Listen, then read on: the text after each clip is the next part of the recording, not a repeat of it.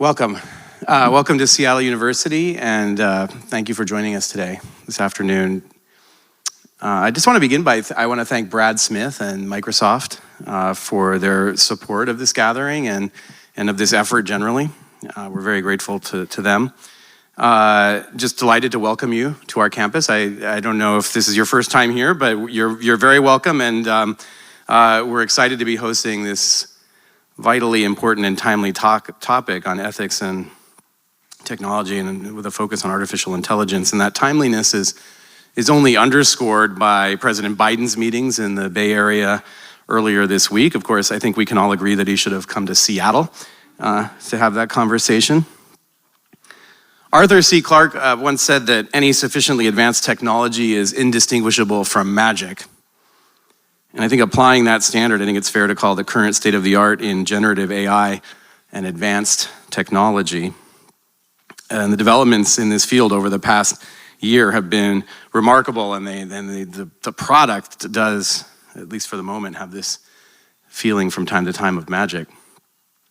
The emergence of generative AI tools based on large language models promises to enable new and previously unimaginable technological applications, or at least unimaginable for many of us.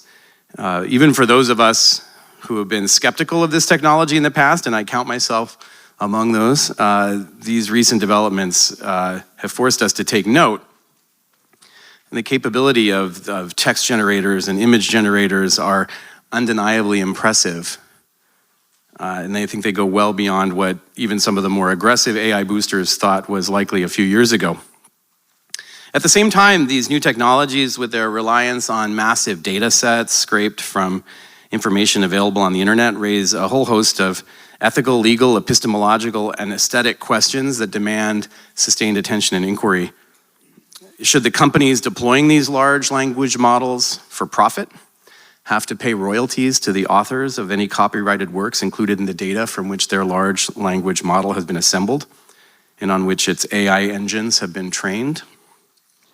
How can we prevent generative AI from reproducing the kinds of corrosive biases and misinformation contained within those large data sets?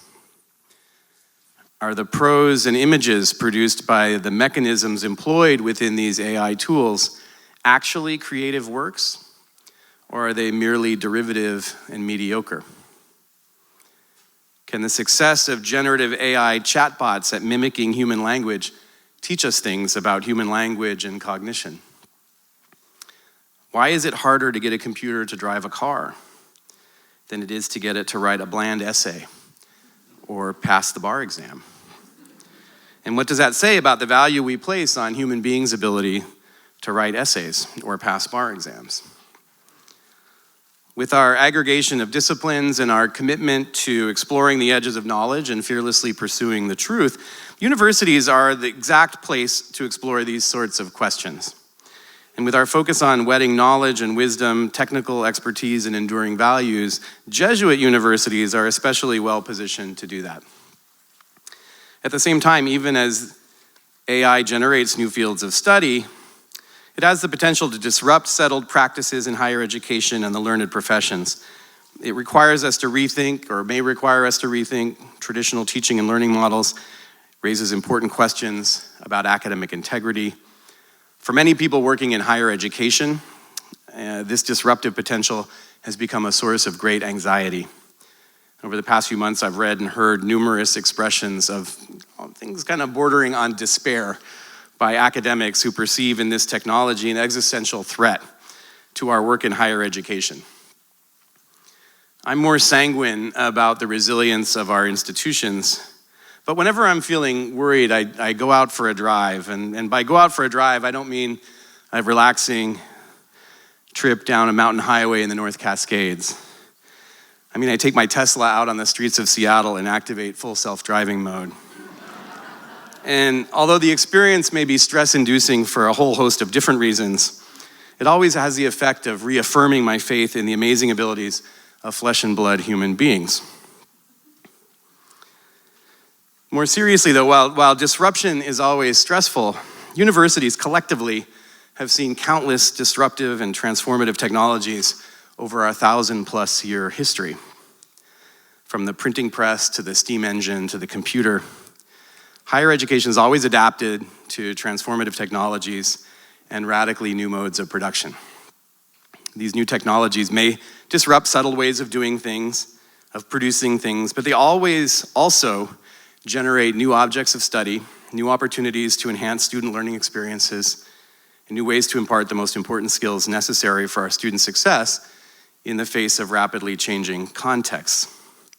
Although most histories of the Jesuits will point to St. Ignatius's injury in the Battle of Pamplona in 1521 as a sort of starting point in the story of the Society of Jesus, I think we could also point to his time studying at the University of Paris in the 1530s when he met the first men who would become the earliest Jesuits and argued that the Jesuits are a religious order born of the university.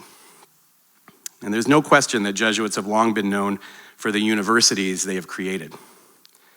And over their 5 centuries, the Jesuit educational model has promoted discernment and helped our students to develop the skills of critical thinking, problem solving, communication, and leadership. And far from undermining the value of these kinds of skills, the emergent AI technologies only underscore their importance for effective leadership.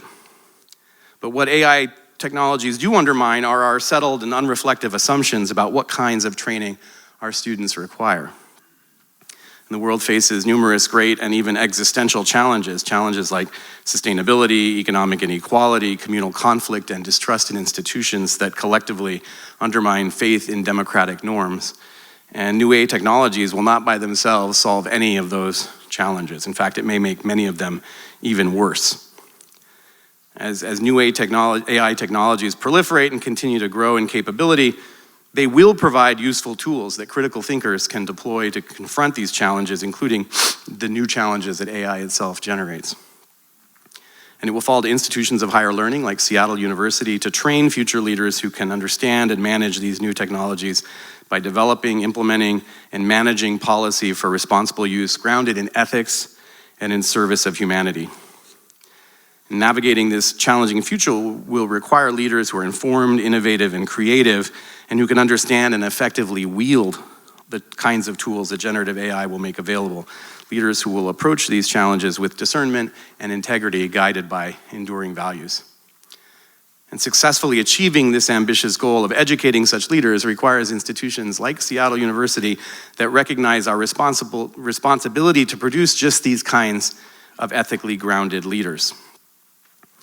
The confluence of all these interesting questions and challenges combined with our university's mission to empower leaders for a just and humane world are precisely why Seattle University has convened some of the most brilliant and forward-thinking people for today's conversations. And we brought together a dynamic and impressive group of thinkers and doers to talk about their work in the AI space. I'm pleased to welcome them and you to our campus. I look forward to the conversation today and to working with all of you to continue this dialogue going forward. So once again, thank you for being here and thank you in advance for sharing your perspectives.